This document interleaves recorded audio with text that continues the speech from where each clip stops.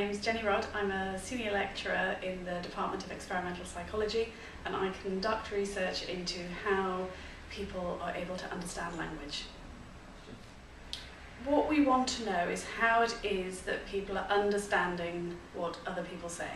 So I want to understand the processes that are going on in your head right now as you try and understand the words that I'm saying. We know that the first stage is that people have to recognise the words, so they have to know what words I've said, but that's really only the beginning of the story. Then they have to start putting together the meanings of those words in order to understand the whole sentence. So for example, if I were to say to you while sitting in an office here at UCL, if I was to say to you, pass me the mouse, you probably wouldn't start looking around for a furry rodent. You'd probably make the reasonable assumption that I was talking about a computer mouse. So we're interested in understanding those processes that people use to work out exactly what people are referring to when they use words in everyday language.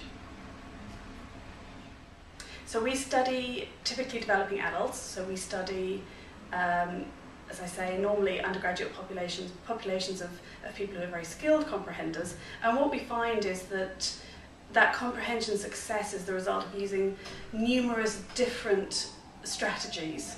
So when you're understanding the word, each word that I'm saying, you're using a vast store of knowledge about how people use words and how they're likely to use them in different contexts. So you might come with knowledge about what sort of things I'm likely to be talking about right now, and you might also use the experience you built up in the last couple of minutes about the words that I'm using that will make it easier. The longer I talk to you, it'll make it easier for you to understand what I'm saying. So there's not one single mechanism that contributes to people's success. It's the ability to use multiple different sources of information and to integrate those really rapidly that allows adults to be so skilled at understanding spoken and written language.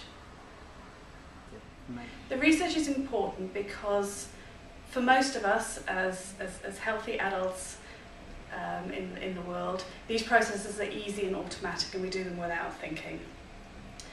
But that's not the case for everybody. In particular, it's not the case for some younger children.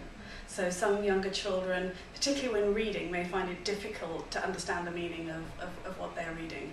So you might find with a primary school aged child that while they're reading fluently and they can identify all the words, they may not quite understand the meaning of what they're reading.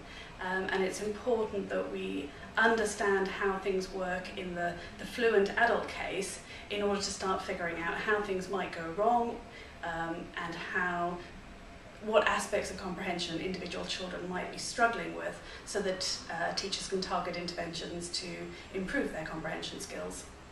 And comprehension skills are vital throughout life.